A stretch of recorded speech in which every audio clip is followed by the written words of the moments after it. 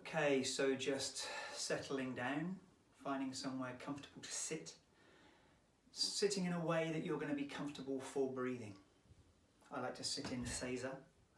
You can sit in lotus, you can sit in half lotus, whatever is comfortable for you to sit. Sit in a chair. Now my interest in breath is I'm fascinated with what happens with the diaphragm and with the psoas muscle, which is our fight or flight muscle, which comes up through the diaphragm and attaches to the spine through the diaphragm. Now, when we breathe in a way that is more natural for us, we put a wave of relaxation down through our psoas muscle. So, when I got you to take this big full breath in, the diaphragm is fully stretched, holding this point. And then I got you to release. The diaphragm pops back to its normal position. It's what I call the still point of the diaphragm. And that release, as the diaphragm relaxes back to its point, sends this wave of relaxation through the psoas muscle. And it tells the psoas muscle that you're safe. When we're living in adrenalised life and we have adrenaline, we're in fight or flight, then the body and the diaphragm work in a particular way. They work in a controlled way. But by letting go of the diaphragm communicates directly to the psoas to say that it's safe, and it tells the rest of the body that the body is safe. And then this starts to undo all of the effects of fight and flight and stress and anxiety, and opens up our parasympathetic nervous system. It starts to let the parasympathetic nervous system take over, which is our rest, heal, digest state of being.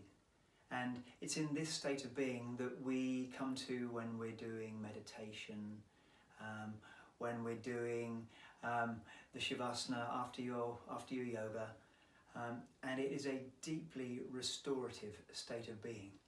And it's a state of being that we're actually designed to be more in, but because of the stresses and strains of life, we've learned to become more adrenalised, low-level adrenalised throughout our day.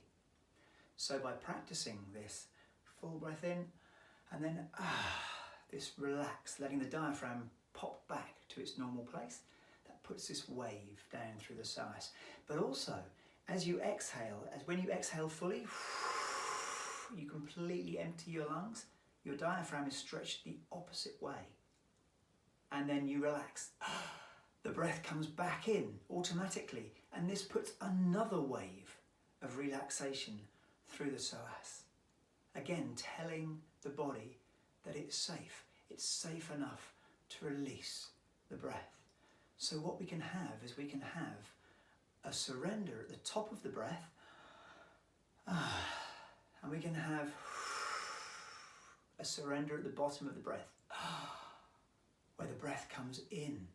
So we can learn to use the breathing in a fully diaphragmatic releasing way, so that there is as much release and surrender as there is effort within our breathing. And this has a massive, massive effect on our physiology and on what chemicals are made within our body.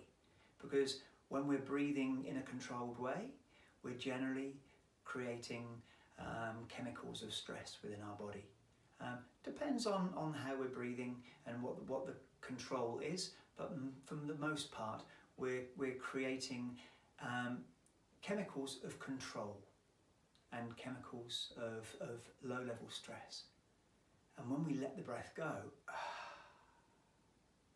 we're starting to tap in to different kinds of chemicals within the body. We're starting to access different levels of release and relaxation through the body.